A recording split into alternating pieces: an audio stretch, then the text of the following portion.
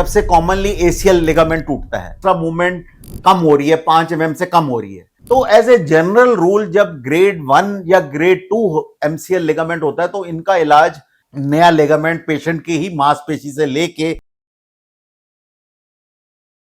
जो घुटने को स्टेबलाइज करने वाले इंपॉर्टेंट लिगामेंट्स होते हैं, उनमें 2 लिगामेंट्स तो घुटने के अंदर होते हैं जिसको कहते हैं एसीएल और पीसीएल, और 2 लिगामेंट्स घुटने के बाहर होते हैं, एक अंदर की साइड जिसको एमसीएल कहते हैं और एक बाहर की साइड जिसको एलसीएल कहते हैं। तो जब घुटने में चोट आती है तो सबसे पहले तो सबसे कॉमनली एसीएल लिगामेंट टूटता है, लेकिन अगर जब वो इंपैक्ट थोड़ा ज्यादा होता है ट्विस्टिंग इंजरी का तो नेक्स्ट जो इंपॉर्टेंट प्रेशर या स्ट्रेस आता है वो एमसीएल या अंदर वाले लिगामेंट पे आता है। और अंदर वाला लिगामेंट जब टूटता है तो इसके भी टूटने के ग्रेड्स होते हैं, ग्रेड 1 2 3। तो ग्रेड 1 होता है जहां पे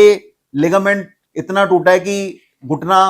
में ज्यादा स्ट्रेस देने पे एक्स्ट्रा मूवमेंट कम हो रही है, 5 mm से कम हो रही है, तो इसको ग्रेड 1 कहते हैं। ग्रेड 2 वो होता है जबकि स्ट्रेस देने पे जो घुटने की ओपनिंग है वो 5 to 10 मिलीमीटर है, और ग्रेड 3 होता है जब वो 10 से ज्यादा है। तो एज ए जनरल रूल जब ग्रेड 1 या ग्रेड 2 एमसीएल लिगामेंट होता है तो इनका इलाज बिना सर्जरी के किया जा सकता है, जिसमें कि दवाइयां, आइस पैक्स, कुछ एक्सरसाइजेज और कुछ टाइम के लिए ब्रेस दे दिया जाता है। लेकिन यूजुअली जब ग्रेड 3 लिगामेंट होता है और खासकर जब वो और लिगामेंट्स के साथ एसोसिएटेड होता है जैसे एसीएल या पीसीएल इंजरी के साथ, तो इनवेरिएबली उसमें फिर सर्जरी की जरूरत पड़ती है, जिसमें कि नया लिगामेंट पेशेंट की ही मांसपेशी से लेके,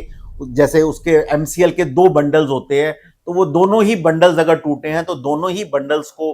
रिकंस्ट्रक्ट कर दिया जाता है। और इसके रिजल्ट्स आजकल एमसीएल के, क्योंकि एनाटॉमी उसकी एमसीएल की बहुत अच्छी अब डिफाइंड हो चुकी है, तो अगर एमसीएल में अगर सर्जरी की भी जरूरत पड़ती है तो उसके रिजल्ट्स अगर हम ठीक से उसकी एनाटॉमी रिस्टोर करें तो रिजल्ट्स काफी अच्छे हैं।